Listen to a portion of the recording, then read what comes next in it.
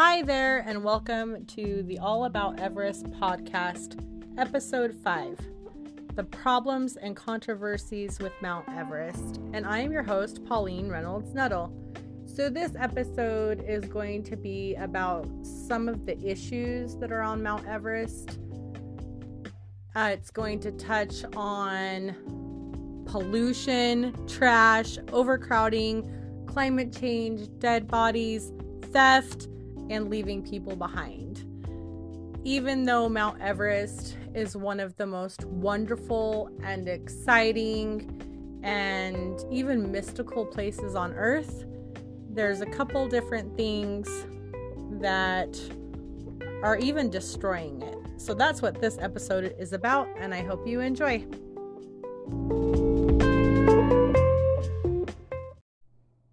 When we think about Mount Everest, we think about it being the highest peak in the world and one of the biggest achievements that anyone can complete.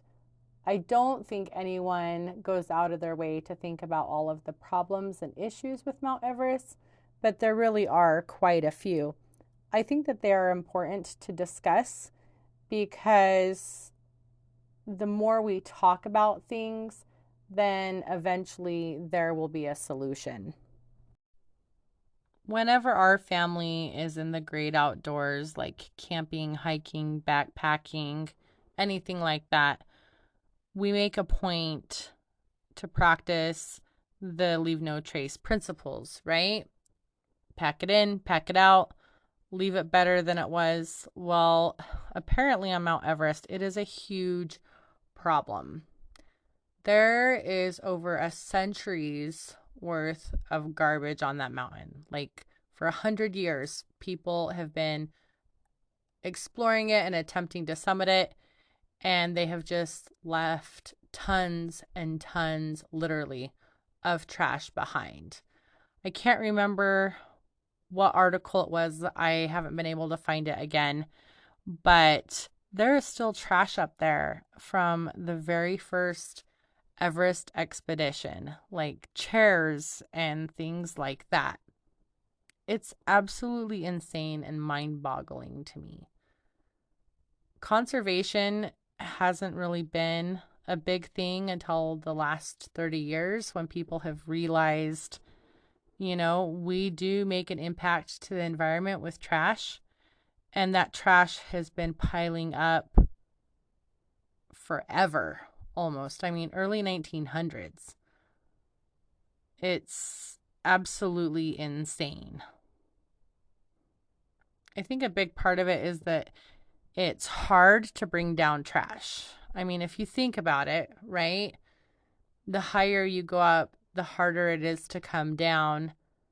And people just leave trash everywhere, from empty oxygen bottles, plastic, cans, broken gear, broken tents, anything and everything. And when you have hundreds of people up there every year, it just keeps piling up. The unfortunate thing is that Mount Everest has earned the very sad nickname of the world's highest garbage dump. Every year, there are hundreds of climbers on Mount Everest. And it's not just the people who attempt to summit, right? It's all of their support teams, the Sherpas that are helping them climb up the mountains, the people down at base camp that have control of everything, making sure that everything goes right, the people that cook, all of the tourists that come to base camp. That is so much trash, and it is polluting the mountain. You can actually see the glaciers and the dark color of the snow around Everest, which is a result of pollution. And in 2014, Nepal decided to do as much as they can to decrease the amount of trash on Everest. They've tried a couple different things, including sending up cleanup crews every year. They have a regulation that requires every climber to take at least 17 pounds of trash off the mountain with them. They have incentives and even fines if you don't turn in used oxygen bottles, but that doesn't really seem to help. As far as I know, it is not regulated very well, so if it happens, doesn't happen, no one really knows. In 2019, the Nepalese government, they removed over 20,000 pounds of trash. I can't even imagine how much it was. It was almost 25, I think, including 4 bodies, which I've mentioned those bodies before, and we'll get into that a little bit more because that's another one of the problems on Mount Everest. But one of them was determined as being Nepali, and the other one was determined as being Russian. So I'm still digging into that. Like I mentioned before, that really interests me, and I want to know if they were ever able to identify them by DNA. At least people are aware that trash and pollution are a problem. So I'm glad that they are trying to put together these programs to kind of decrease that. It's really important. And also, I think that people who climb Everest or anyone who goes there, they really need to work hard and be mindful and do their part to pack trash out. So hopefully we'll see less trash in the coming years because it is definitely one of the biggest, if not the biggest, problems on Mount Everest. So that brings me to our next problem.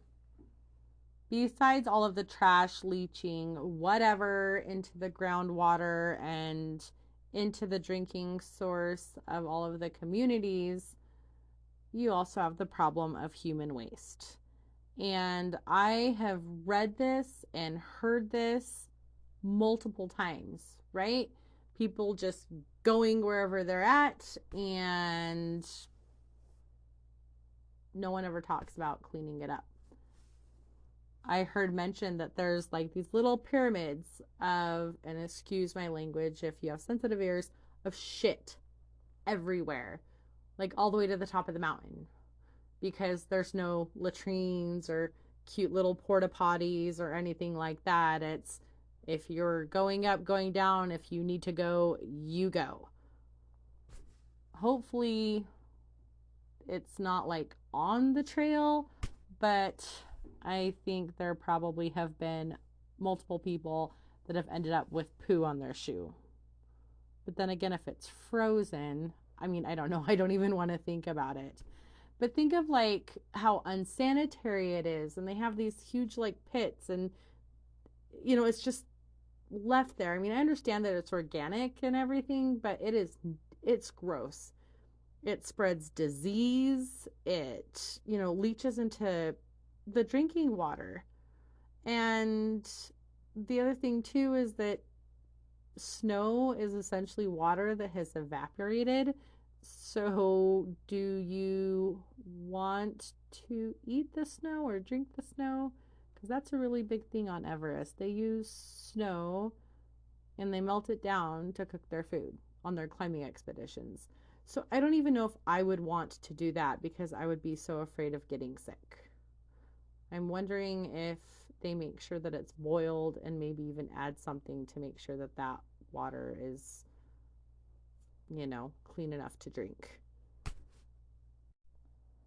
Now that Mount Everest has become easier to summit, and because of better gear and better support, tons of people are attempting to summit Everest every year.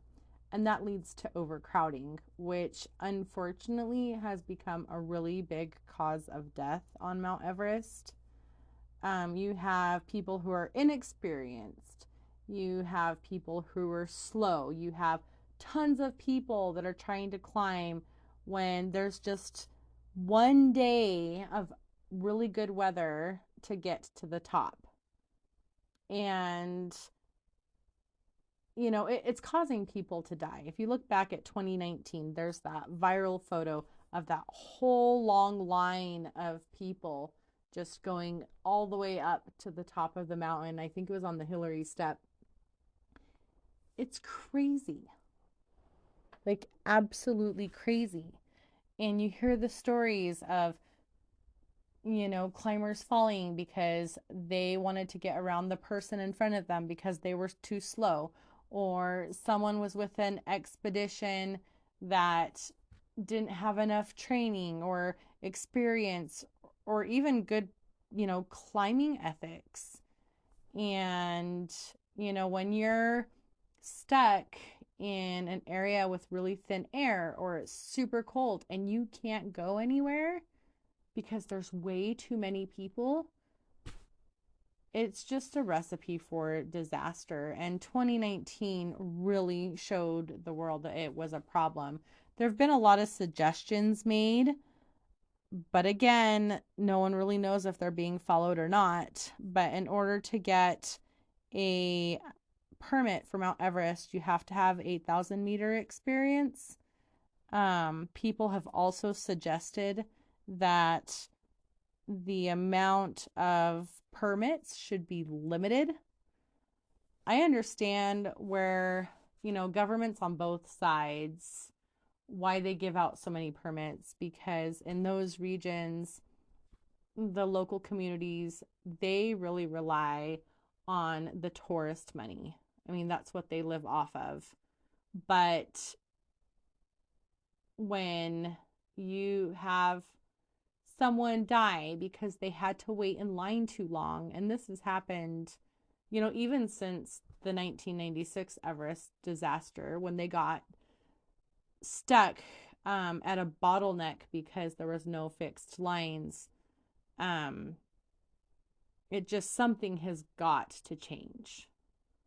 You know, it can't continue to happen, and hopefully more changes will be made.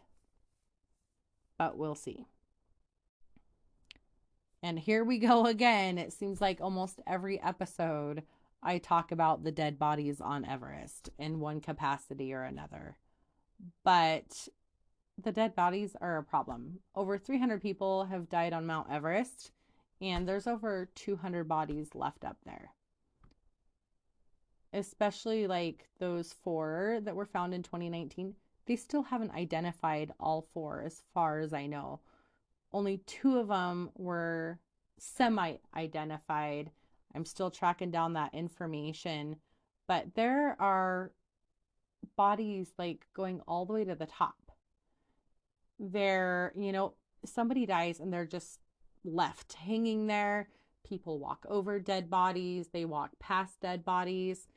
It does cost between $60,000 to $70,000 to attempt to get a body down, but it is almost impossible. I mean, it is super hard. It takes a whole crew to get down one body, and something, I don't even know if anything can be done, honestly, because it's a reality.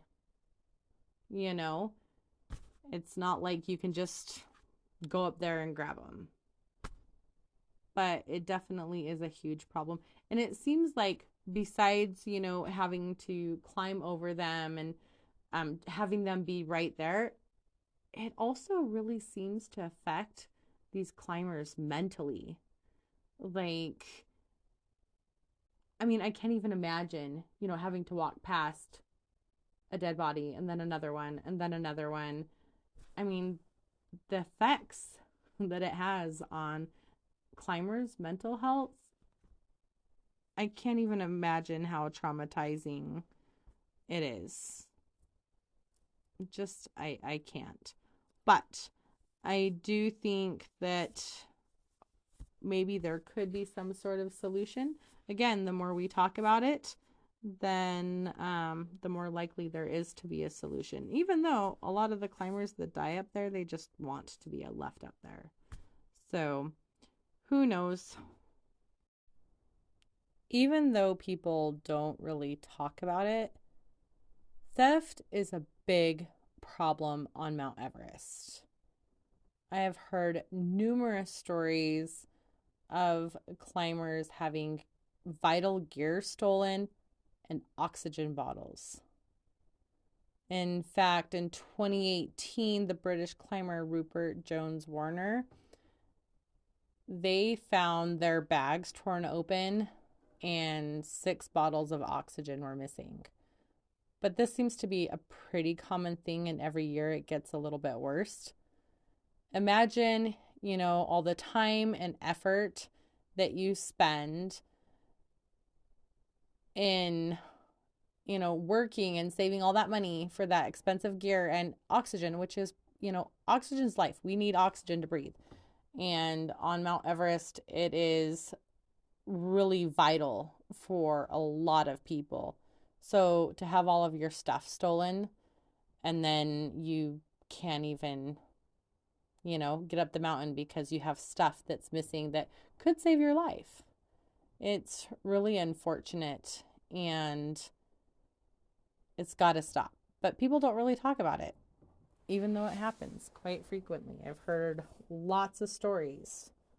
Rupert Jones Warner is not the only one. I can't remember who it was off the top of my head, but there was another group, I think it was like in 2010 or 2014, where they had sleeping bags stolen and oxygen and other stuff.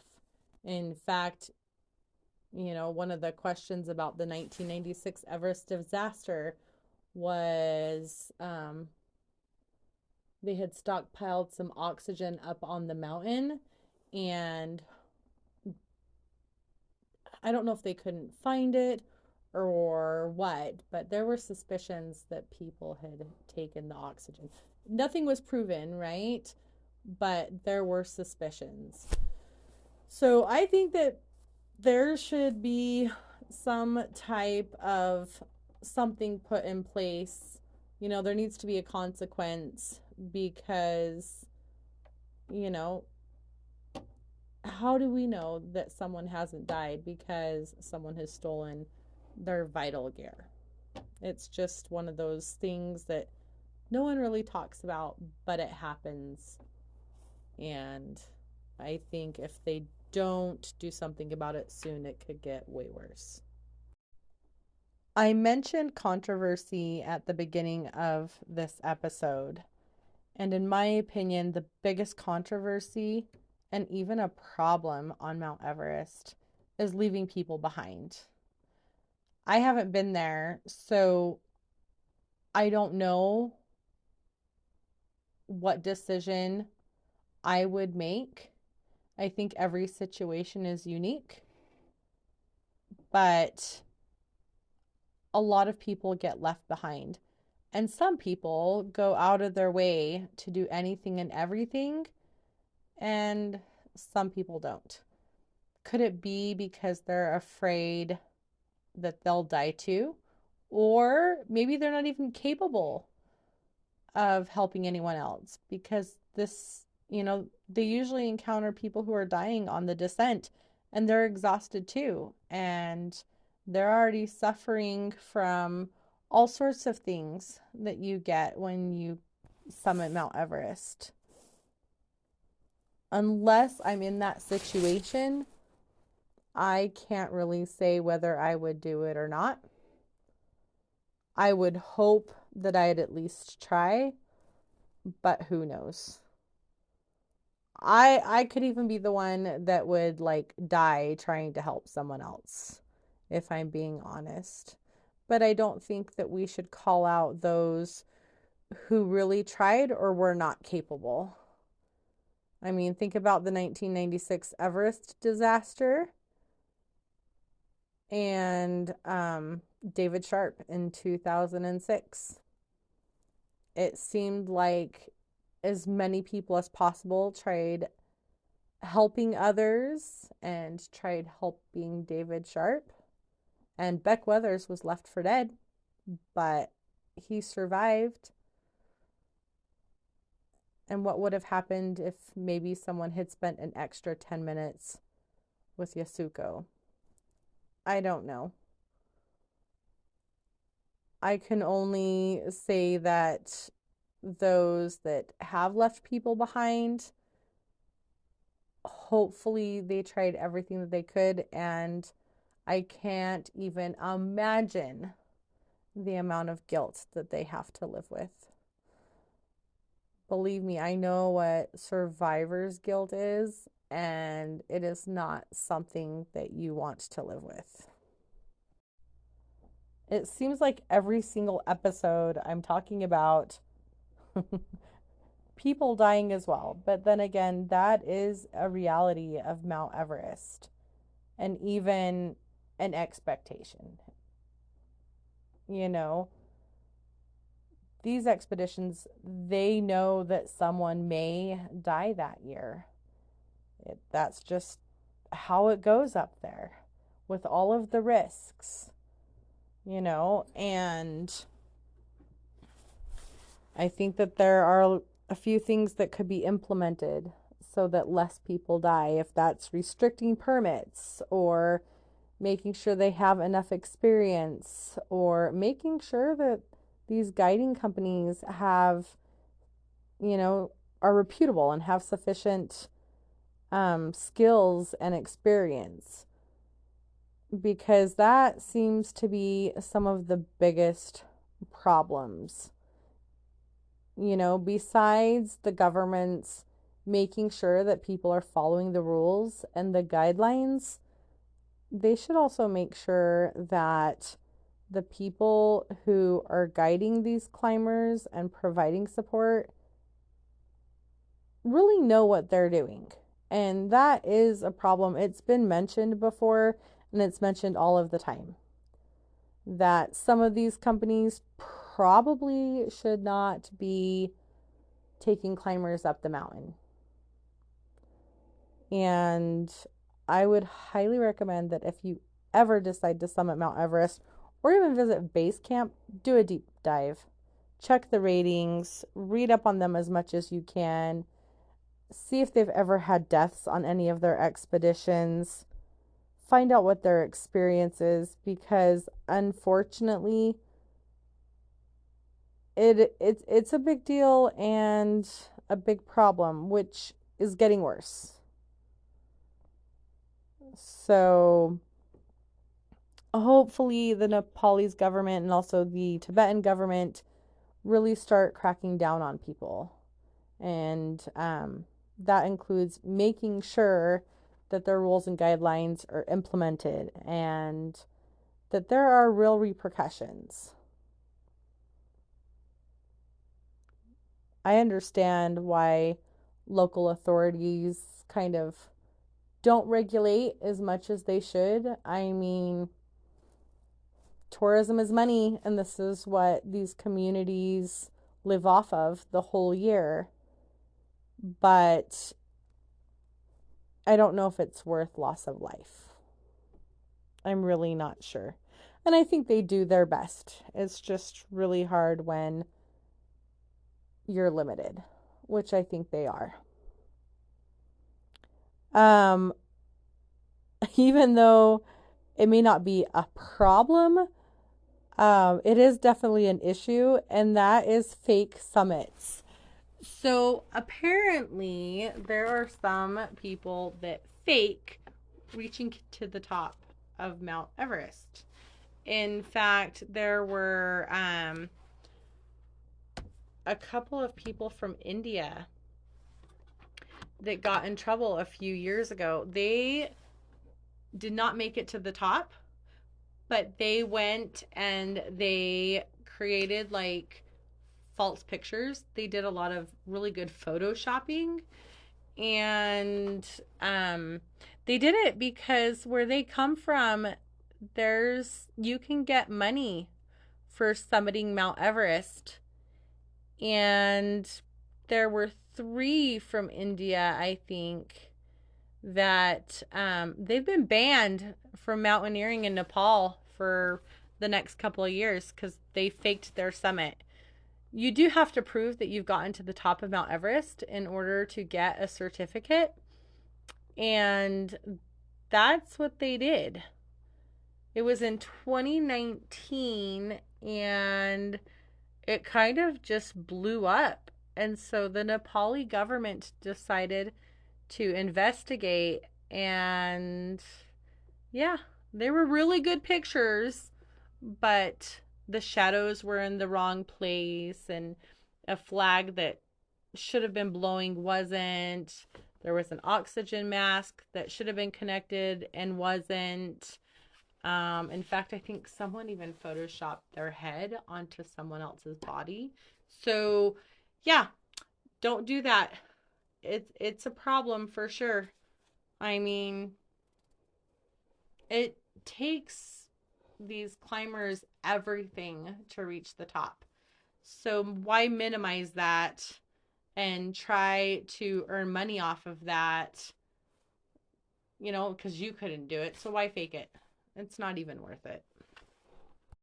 I know that you guys are probably curious about the names of the three climbers from India that faked their summit attempt, but I don't even think it's worth my time. I mean, they don't deserve the mention, in all honesty. They did it for fame, and it's, I mean, it just drives me nuts. I can't believe that someone would do something like that for fame, money, whatever. But you can definitely look it up. A new problem on Mount Everest is COVID-19. It completely shut down the mountain in 2020. And in 2021, people only climbed from Nepal for the most part. Um, it ran rampant through the camp. That's what I've heard. And a lot of the expeditions and climbers have been pretty forthcoming about that, even though the Nepali government has tried to minimize people talking about it. I understand where they're coming from. Again, it comes down to money, and I get it. I get it. This country really relies upon tourist dollars.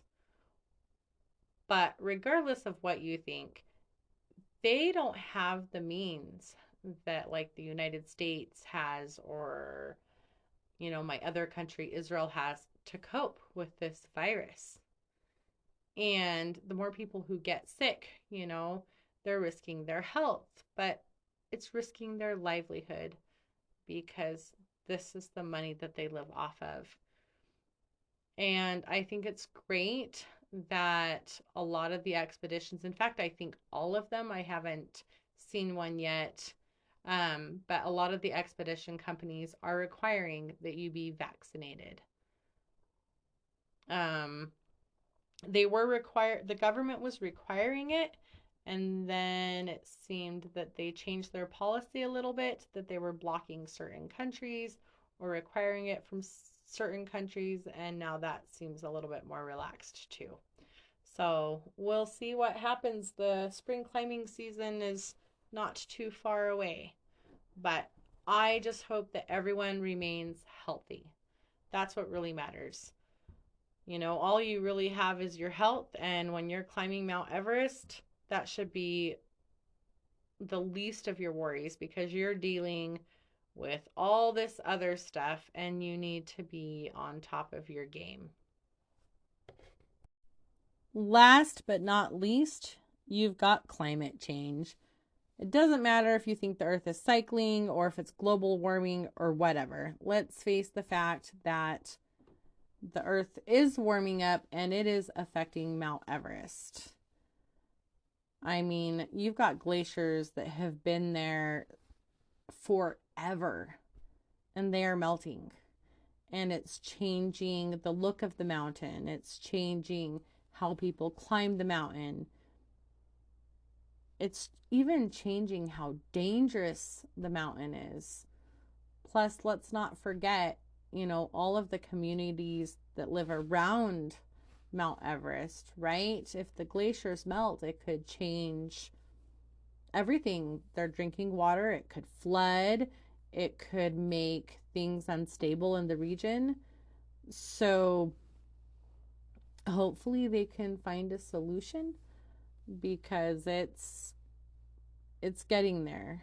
And the glaciers on Mount Everest, it's like the glaciers in the Arctic. They are slowly disappearing. And it is really unfortunate. So that is a real thing. And if you don't believe that that's happening on Mount Everest, think about them finding George Mallory. They probably wouldn't have been able to find him if the ice and snow and glaciers were not melting. So that's definitely something to think about.